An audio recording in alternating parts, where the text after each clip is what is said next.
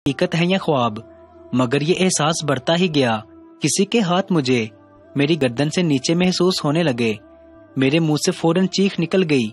मैं फौरन उठकर बैठ गई, दुपट्टा पकड़कर अपने इर्द गिर्द लपेट लिया। मेरी चीख की आवाज सुनकर चाची भागकर मेरे कमरे में आ पहुंची। पीछे चाचा भी आ गए। क्या हुआ? मैं यहाँ वॉशरूम में था जब तुम्हारी चीख की आवाज सुनी है। सब ठीक तो है ना? वो यहाँ कोई है चाची? मुझे गले लगाते हुए बोली। बेटा, यहाँ तो कोई नहीं है। नहीं चाची। चाचा मेरे पास बैठते हुए बोले, बेटा वो तुम दिन रात तो काम करती रहती हो, नींद तो पूरी होती नहीं, तो इसलिए तुम्हें वहम हो गया है। नींद पूरी करोगी तो सब ठीक हो जाएगा। चाची बोली, रुको, मैं तुम्हारे लिए अपनी नींद की गोलियां लाती हूँ, उसे खाकर आराम से सो जाना। ये कहते हुए वो उठ चली गई। चाचू ने मेरा हाथ बड़े प्यार से पकड़ते हुए कहा, बेटा हम सब यही हैं, तुम्हारे पास, परेशान क्यों होती हो? ये कहते हुए उन्होंने मुझे अपने गले से लगा लिया और प्यार करने लगे। मैंने भी खुद को महफूज समझा और सोचा कि ये मेरा वहम होगा। बेटा अपनी शर्ट के बटन बंद करो। इतने में चाची भी आ गई। बेटी इतना क्यों खौफजदा हो? चाचू बोले, एक काम करो, तुम इसके पास ही सो जाओ। चाची मेरे पास ही सो गई। मुझे कहाँ नींद आने वाली थी, इसलिए सुबह 4 बजे ही उठ गई। किचन में पानी पीने गई तो चाचू अभी तक जाग रहे थे। चाचू आप अभी तक सोए नहीं? मैंने कमरे में दाखिल होते हुए कहा। चाचू कुछ तस्वीरें निकाल कर देख रहे थे। मुझे देखते ही घबरा गए और तस्वीरें किताब के अंदर रख दी। हाँ बेटा, बस नींद नहीं आ रही थी। ये कौन सी तस्वीरें हैं? मैंने पूछा, कौन सी? ये जो आपने किताब के अंदर रखी हैं। कुछ नहीं, बस पुरानी यादें हैं जवानी की।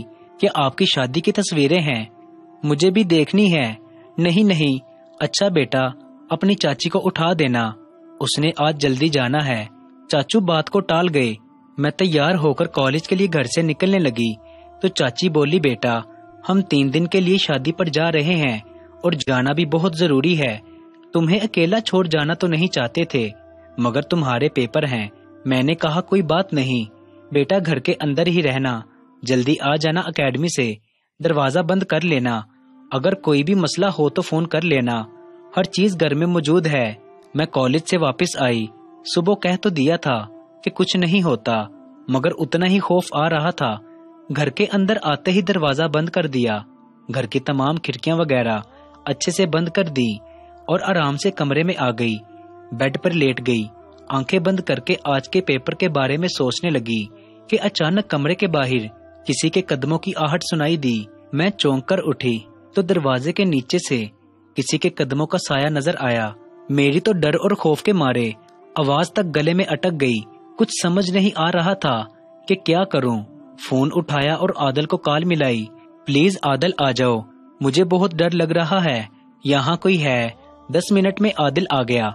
उसने दरवाजे पर बेल दी, मगर मेरी हिम्मत नहीं पड़ रही थी कि कमरे से बाहर निकलकर दरवाजा खोलूं। मगर आदल के हौसला दिलाने पर दरवाजा खोला। जैसे ही उसे देखा तो हिम्मत जवाब दे गई। आगे बढ़ी तो आदल ने मुझे अपनी मजबूत बाहों के शिकंजे में जकड़ लिया। मैं न जाने कब तक जारों की तार रोती रही। मेरे मुंह से बस चंद टूटे फूटे अल्फाज अदा हो सके थे। यहाँ कोई है, यहाँ कोई गया था, यहाँ कोई है। मगर मुझे लगा कि कोई यकीन नहीं करेगा। मगर यहाँ अब किधर है? चुप, बस मैं आ गया हूँ। आदल मुझे अंदर कमरे में ले आया, मुझे पानी पिलाया और दोबारा गले से लगा लिया।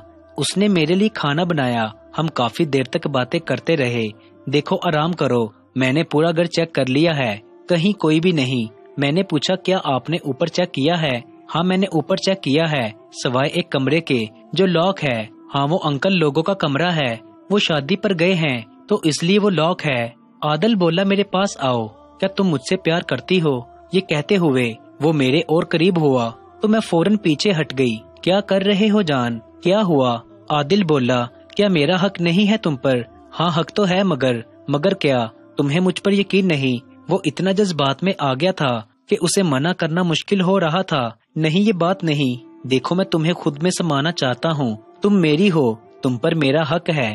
क्या तुम मुझसे प्यार नहीं करती हो? मैं करती हूँ, तुम्हें ऐसा क्यों लगता है? बस चुप। मैं खामोशी से लेटी रही। मैं उसे मना तो करना चाहती थी मगर वो खफा हो जाता। मैं उससे बेपनाह मोहब्बत करती थी। उसका रूठ जाना किसी तोड़ना बर्दाश्त कर सकती थी। जी जान उठ जाओ, सुबह हो गई है। मेरे माथे पर बोसा देते हुए बोला, मुझे घर से बहुत कॉल्स आ रही हैं, अगर इजाजत हो तो मैं चला जाऊं। तुम तैयार हो जाओ तो मैं तुम्हें कॉलेज के लिए ले लूंगा और इसके बाद कहीं घूमने चलेंगे। वो ये कह रहा था कि दरवाजे पर दस्तक हुई। ये कौन है? क्या तुम्हारे चाचू लोग आगे हैं? नहीं, वो इस टाइम भला क्यों आएंगे? तो फिर अब क्या करना है? मुझे कुछ समझ नहीं आ रही थी कि क्या करूं। अभी तो सुबह के सिर्फ 4 ही बजे थे। इस वक्त कौन हो सकता है? कुछ समझ नहीं आया। आदल बोला, ठीक है मैं देखता हूँ। अगर चाचू लोग हुए तो तुम जाना और अगर कोई और हुआ तो मैं जाऊंगा। हम बाहर आ गए। दरवाजा खोला तो हम दोनों बेहद हैरान थे। बाहर कोई भी ना था। अब तो आ गया ना मेरी बातों का यकीन। मैं झट से बोली। आदिल बोला, शायद बेल खराब हो गई हो या फिर कोई और मसला। इतने में आगे से एक बाइक आते हुए दिखाई दी। वो बाइक वाला हमारे पास आकर रुक गया। वो दूध वाला था। साहब इतनी बार दरवाजा बजाया मगर किसी ने नहीं खोला तो मैं आगे दूध देने चला गया। इतनी सुबह खैर है? आदिल ने हैरानगी से पूछा। जनाब, वो आज मैंने अपने गांव जाना है इसलिए जल्दी दूध देने आ गया। देखा कोई नहीं है। तुम बिला वजह परेशान हो रही थी।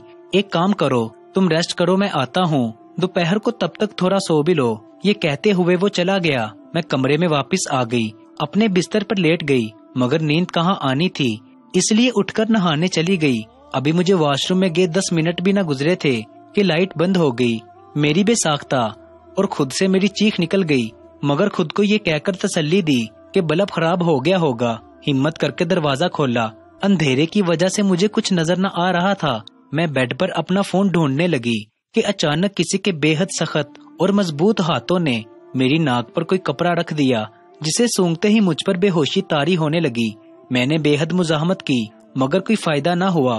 3 घंटे तक वो आदमी मेरे साथ सब कुछ करता रहा। मैं अजियत सहने के अलावा और कुछ न कर पाई। वो आदमी मेरे साथ ही बेड पर लेट गया। मैं बेहद खौफजदा और सहमी हुई। आंसू मेरी आंखों से बहते जा रहे थे। बाद में कुछ देर बाद वो उठा और कमरे से बाहर चला गया। उसके जाते ही लाइट आ गई।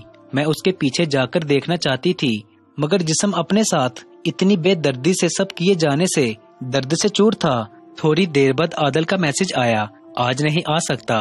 25-20 मिनट बाद अब मुझे भी थोड़ा थोड़ा होश आने लगा। मेज पर एक तस्वीर पड़ी थी जिस पर कुछ लिखा था, तुम बेहद जवान और खूबसूरत हो मगर हर खूबसूरत चीज का मुकद्दर अच्छा नहीं होता। और नीचे एक फूल बना था जिसकी एक पत्ती ना थी। जब मैंने तस्वीर को सीधा किया तो मेरी आंखें फटी की फटी रह गई। वो आदमी जो भी था वो हर वक्त मुझ पर नजर रखता था। वो तस्वीर मेरी थी।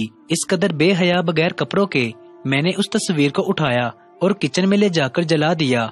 मैंने पूरा घर देखा मगर मुझे कोई नजर नहीं आया। मैंने फौरन फैसला कर लिया कि मैं यहाँ अकेली नहीं रहूंगी जब तक कि चाचू लोग नहीं आ जाते। कुछ सामान पकड़ा और घर से बाहर निकल गई। सारा दिन इधर उधर भटकती रही। मुझे कुछ समझ नहीं आ रहा था कि कहाँ जाऊं। आदल को भी कई बार कॉल्स की मगर वो शहर से बाहर था। फिर मैंने अपनी एक दोस्त को कॉल की जो कि हॉस्टल में रहती थी। इसके पास चली गई। उसे बात तो ना बताई, बस इतना कहा कि घर पर कोई नहीं और मुझसे चाबियां गुम हो गई हैं। चाचू लोगों ने कल तक आ जाना है। वो दूसरे शहर किसी काम से गए हैं। वो मान तो गई मगर उसने हॉस्टल वार्डन से छुपा कर रखा। अगली सुबह मेरा पेपर था जो बेहद खराब हुआ। पेपर के बाद मैंने सारी बात आदल को बताई तो वो गुस्से से तिलमिला उठा। वो जो कोई भी है उसे तो मैं छोड़ूंगा नहीं। तुम अभी मेरे साथ चलो। मगर कहाँ? देखो अभी अपने घर नहीं ले जा सकता मगर दोस्त का फ्लैट है, वहाँ ले जा रहा हूँ। मुझे कुछ समझ नहीं आ रहा था कि क्या करूँ। मुझे आदल पर यकीन तो था मगर किसी के फ्लैट पर रहना। मैं अभी इन्हीं सोचों में गुम थी कि चाचू की कॉल आ गई। बेटी कहाँ हो तुम? हम घर पर आ गए हैं। शुक्र है अल्लाह का। मेरे मुंह से बेसाख्ता निकला, मैं कॉलेज हूँ, मैं अभी थोड़ी देर तक आती हूँ। आदल बोला, मेरा दिल नहीं मानता कि तुम वहाँ जाओ। उन लोगों के वहाँ होने के बावजूद भी तुम खतरे में होती हो।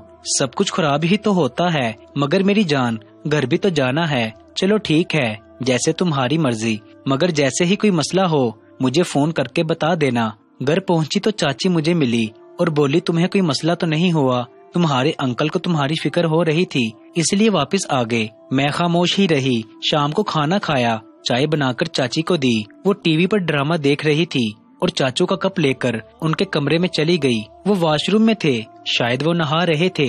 मैंने उनके टेबल पर रख दी। टेबल पर डायरी खुली थी जिस पर कुछ शेर लिखे थे। मुझे शेर व शायरी का कोई शौक तो नहीं था, मगर फिर भी उठाकर पढ़ने लगी। एकदम मुझे ऐसा लगा कि शेर के आखिर पर बिल्कुल वैसा ही फूल था जैसा कि उस पर्ची पर था, बिना एक पत्ती के। मैंने लिखाई को बहुत गौर से देखा। ये लिखाई भी वही थी, चाचू ओ मेरे खुदाया। क्या वो चाचू थे? मेरा तजस्सुस भरने लगा। वो किताब जिसमें इन्होंने वो तस्वीरें रखी थी, क्या वो तस्वीरें मेरी तो नहीं थी? मैं वो किताब ढूंढने लगी, जो मुझे आसानी से ही मिल गई। मैंने किताब खोली, वहाँ पर वही तस्वीर मौजूद थी जो उनके टेबल पर मिली थी। मेरे जहन में वही बातें आने लगी। उस दिन जब मैं किचन में गई कि वो चाची के लिए पानी लेने आए हैं, उन्हें प्यास लगी है, जबकि चाची तो सो रही थी। और वो उस दिन जब रात को मेरी शर्ट के बटन खुले थे, तब तो मैंने फौरन अपने आप को ढांप लिया था। तो चाचू को इस बात का कैसे पता चला? और ये तस्वीर भी घर की है। इसका मतलब बंदा जो भी है वो घर का है। इसका मतलब है वो घर में ही छुपे बैठे रहते हैं। मैं इन्हीं